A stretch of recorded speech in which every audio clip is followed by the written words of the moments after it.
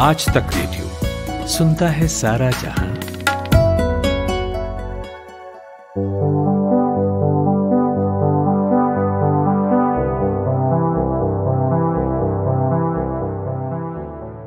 अभी पिछले कुछ दिनों में 2 बार भारत की नदियों में एक ऐसी मछली मिली है जिसने हमारे देश के जीव वैज्ञानिकों की चिंता बढ़ा दी है। सकरमाउथ कैटफिश नाम है इसका। ये सितंबर में पहले तो वाराणसी में गंगा नदी से मिली, फिर मध्य प्रदेश में भिंड जिले में चंबल में इसे देखा गया। तो ये मछली करती क्या है, कहां से आई है और इसे लेकर वैज्ञानिक हैरान क्यों हैं? इन्हीं सब मसलों पर आज के पॉडकास्ट में हम बात करने वाले हैं।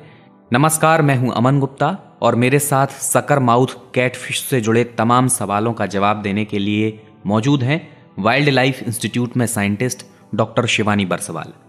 शिवानी पिछले कई सालों से नमामि गंगे प्रोजेक्ट में काम कर रही हैं और वाराणसी में इन्हीं के साथ काम करने वाले गंगा प्रहरियों को ये मछली मिली थी। शिवानी खुद नदियों और उनमें मिलने वाले जीव जंतुओं के बारे में स्टडी करती रहती हैं, तो उन्हीं से मेरे सवालों का जवाब लेंगे। तो डॉक्टर शिवानी, बहुत बहुत स्वागत है आपका आज तक रेडियो के इस पॉडकास्ट में।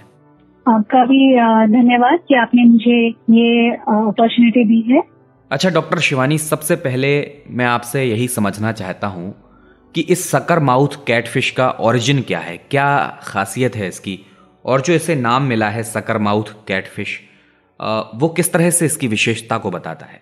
जी। तो इसका जो सकरमाउथ फिश जिसे हम बोलते हैं, ये हमें नॉर्थ और सेंट्रल एंड साउथ अमेरिका में मिलती है। ये कैट फिशेस की बहुत वेराइटियों में से एक वेराइटी है और करीबन 500 स्पीशीज सकरमाउथ कैटफिश की हमें दुनिया में मिलती है। और इनका जो सकरमाउथ कैटफिश की जो वेराइटी है प्राइमरीली साउथ और सेंट्रल अमेरिका में पाई जाती है। और इनका जो नाम है सकरमाउथ कैटफिश, ये इसके मुंह की वजह से इसको नाम मिला है। इसका जो मुंह है वो नीचे की तरफ होता है अन्य मछलियों के कंपैरिजन में, और इस मुंह से वो एक तरह से सबस्ट्रेट को पे या जमीन पे, समतल भूमि पे चिपक जाती है और उससे अपने माउथ से वो सक्स करती है एल्गी या फिर जो ऑर्गेनिक वेस्ट जमीन पानी की समतल भूमि से मिलता है या पानी के सतह में मिलता है, उसको ये खाती है। इस वजह से इसका नाम पड़ा है सकरमाउथ कैटफिश। अच्छा डॉक्टर शिवानी, आपने बताया कि अमेरिका से मछली आई है और भारत की नदियों में अब ये बड़ी तादाद में मिल रही है, तो यहाँ तक का इसका सफर कैसा रहा, कैसे ये यहाँ तक पहुंची और पहली बार इसे कब देखा गया था? जी, ये बहुत ही इंटरेस्टिंग क्वेश्चन आपने पूछा है। अगर हम एक्सोटिक फिशेस की बात करें तो अंग्रेज अपने साथ साथ एक्सोटिक फिशेस भी लेके आए। तो 1870 से लेके 1947 तक करीबन 9 variety of species, exotic species India में इंट्रोड्यूस की गई। और हम जब सकरमाउथ कैटफिश की बात कर रहे हैं तो सबसे पहला इसका हमें एग्जाम्पल इंडिया की नदी में मिला है 1998 में। ये वो रिकॉर्ड है जो कि डॉक्यूमेंटेड रिकॉर्ड है। अगर बाय द माउथ ऑफ इसकी बात करें कि मैंने आपको कहा या आपने किसी और को कहा, किसी को दिखाई दी, तो वो बहुत पहले इंट्रोड्यूस हो गई होगी। लेकिन नदियों में पहली बार साइंटिफिकली जो निकाला गया वो 1998 में केरला और तमिलनाडु की नदियों में पाई गई। जी डॉक्टर शिवानी, ये बड़ी इंटरेस्टिंग बात कही आपने कि अंग्रेज इसे लाए थे और अंग्रेज तो चले गए लेकिन ऐसी मछली छोड़ गए जो अब परेशानी का कारण बनी हुई है हमारे लिए। और भी तमाम चीज़ें अंग्रेज ऐसी करके गए हैं जिनकी वजह से हमें परेशानी उठानी पड़ती है। खैर, मैं अभी इसके बारे में थोड़ा बहुत पढ़ रहा था तो मैंने एक रिपोर्ट में देखा कि ये नदियों में एक्वेरियम ट्रेड की वजह से भी आई है। तो ये बताइए, एक्वेरियम में इसे रखे जाने की वजह क्या है और एक्वेरियम से नदियों तक पहुंचना कैसे हुआ? ये एक्वेरियम ट्रेड जो है, जैसे कि हम सभी जानते हैं कि हम मछलियां देखना पसंद करते हैं, वास्तु के हिसाब से भी हम बोलते हैं कि मछलियों को रखो, आपका बीपी कम करेगी, आपका हार्ट रेट कम करेगी। तो उन सब के पीछे हम लोग चाहते हैं कि हम सुंदर मछलियां देखें, अच्छी मछलियां देखें, पर उस एक्वेरियम को साफ करने का जो सरदर्द है वो बहुत बड़ा सरदर्द है। तो ये जो पर्टिकुलर फिश है जिसकी हम आज बात कर रहे हैं, सकरमाउथ कैटफिश की, ये बेसिकली जो एक्वेरियम है उसको सफाई करने में हेल्प करती है। तो जो काई जम जाती है, एल्गी जिसे हम इंग्लिश में बोलते हैं, वो जम जाती है, उसको बेसिकली ये सकरमाउथ कैटफिश इसको खाती है। तो अक्सर एक्वेरियम में जो आपने काले रंग की या ब्राउन कलर की फिश जो सबसे नीचे पे बैठी रहती है, जिसका मुंह चिपका रहता है एक्वेरियम से, ये वो मछली है।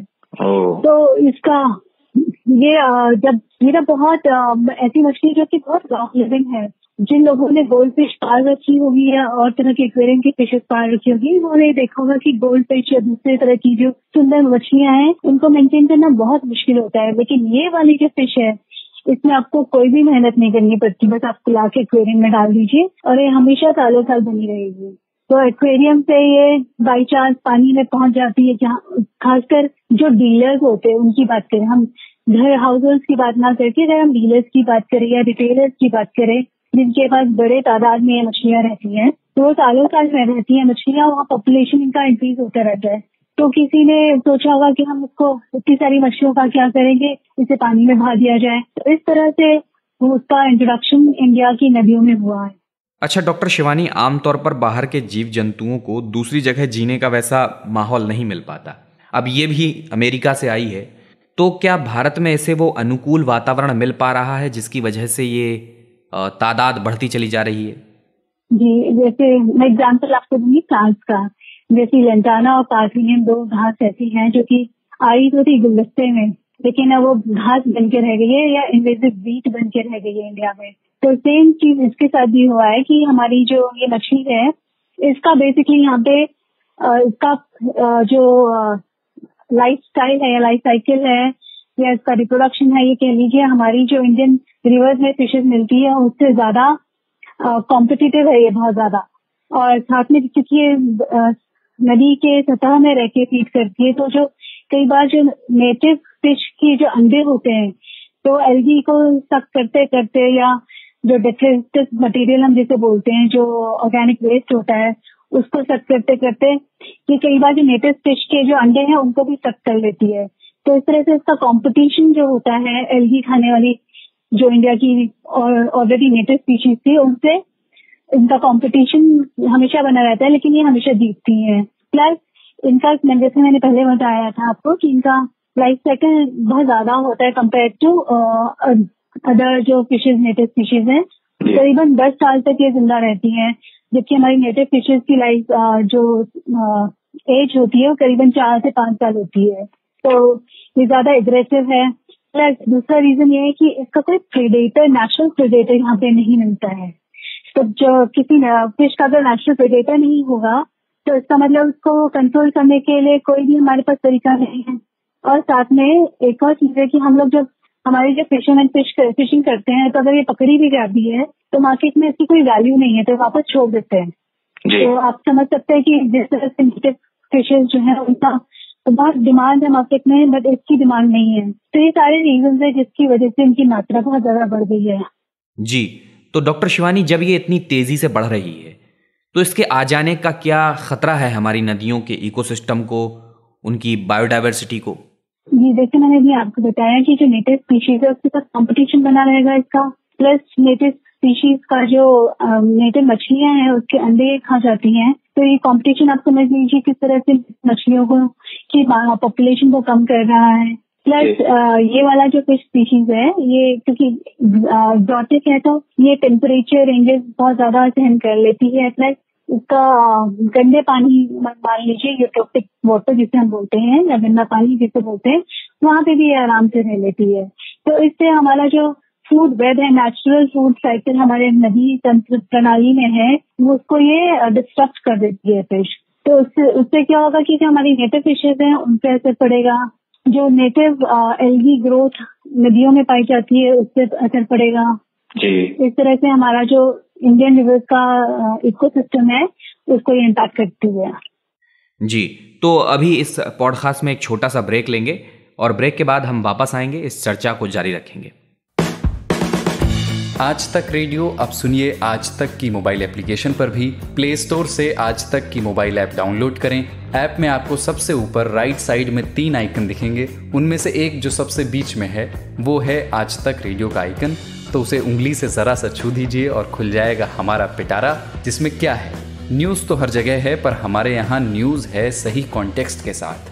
खबर तो आ गई पर खबर से आगे की बात क्या है उसका एनालिसिस आपको हमारे यहाँ मिलेगा। और इस ठिकाने पर सिर्फ खबरें ही नहीं हैं, ज्ञान की बातें हैं, मज़ेदार किस्से हैं, बतकही है और भी बहुत कुछ है, जिसका स्वाद लेने के लिए इस गली के चक्कर लगाते रहें। आज तक रेडियो कहते हैं इसे, सुनता है सारा जहां।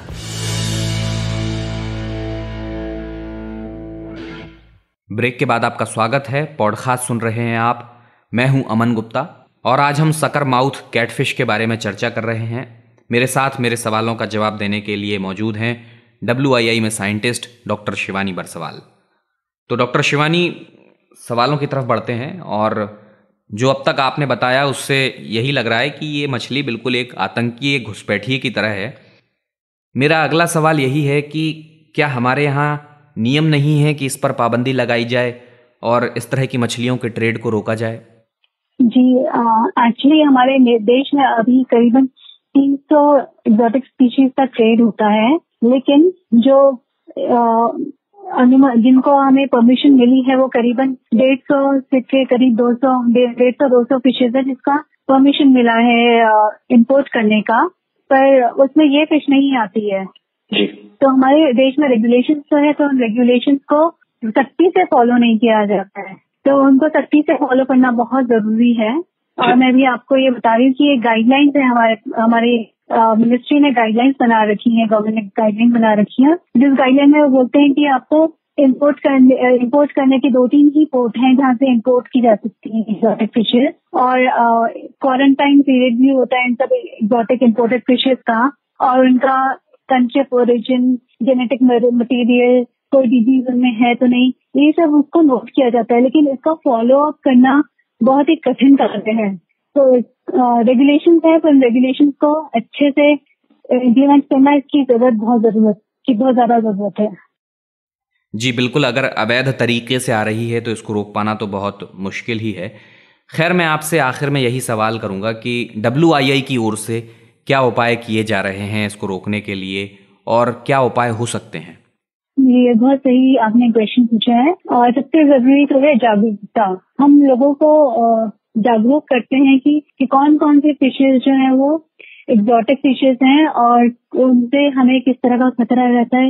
ये तो हम लोग स्थानीय लोग जो नदियों के किनारे रहते हैं उनको हम बताते ही हैं। साथ में ये जरूरत भी है कि हम बाकी जो अर्बन एरियाज में लोग हैं जिनको एक्वेरियम पालने का शौक है, एक्वेरियम रखने का शौक है, या जो बेचते हैं मछलियाँ, उन सबको भी जागरूक करने की बहुत ज्यादा सख्त जरूरत है, जिसकी हम लोग अपनी तरफ से पूरी कोशिश कर रहे हैं। और मुझे उम्मीद है कि आपका ये पॉडकास्ट भी उन लोगों तक पहुंचेगा और उनको ये बताएगा कि एक्सोटिक फिश अगर आपको रखनी है तो आपको रेगुलेशन फॉलो करने पड़ेंगे। अगर आप रेगुलेशन फॉलो नहीं कर पा रहे तो आप एक्सोटिक फिश मत रखिए, क्योंकि आपका इससे हमारी नदियों का जो पारिस्थितिक तंत्र है या इकोसिस्टम है उस पर बहुत बुरा प्रभाव पड़ रहा है।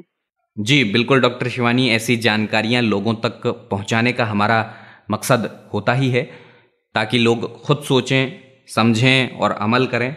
तो जो लोग भी भाई ऐसी मछलियां ला रहे हैं उन्हें लाना बंद कर दें, क्योंकि ये बहुत बड़ी समस्या है हमारी नदियों के लिए और बहुत बड़ी चिंता की बात है हमारे जीव विज्ञानियों के लिए। उनके लिए बड़ा सिरदर्द है जो इसे ख़त्म करने के प्रयासों में जुटे हुए हैं। इसी के साथ मैं डॉक्टर शिवानी आपका शुक्रिया अदा करना चाहूँगा। आपने हमारे पॉडकास्ट के लिए अपना कीमती वक्त निकाला और सकर माउथ कैटफिश से जुड़ी तमाम जानकारी और ज़रूरी जानकारी हम तक पहुँचाई। बहुत बहुत शुक्रिया डॉक्टर शिवानी।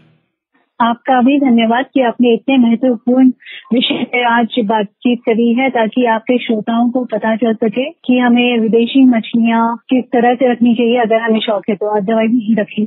जी, एक बार फिर आपका बहुत बहुत धन्यवाद डॉक्टर शिवानी। जी आपका भी थैंक यू। तो ये पॉडकास्ट आपको कैसा लगा, हमें आपके फीडबैक का radio@aajtak.com पर इंतज़ार रहेगा। अगर आप कोई सुझाव देना चाहते हैं, कोई शिकायत करना चाहते हैं तो उनका भी स्वागत है।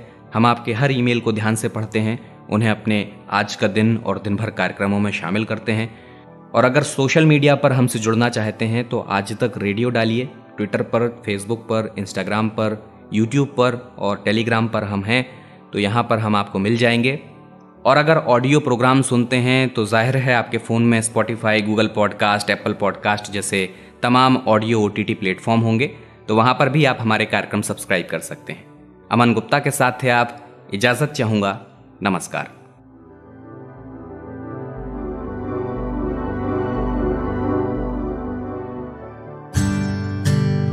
एक तार म्यूजिक का और एक तार पोएट्री का, दोनों मिल जाए तो क्या बनता है? दो तारा। मैं हूँ चिन्मयी और मैं हूँ जोएल। हम गाते हैं, सुनाते हैं कविताएं, कभी गिटार पर तो कभी बांसुरी पर, और कभी अपने घर में पड़े हुए बक्से की थाप पर। तो सुनिए हमारा दो तारा सिर्फ आज तक रेडियो पर।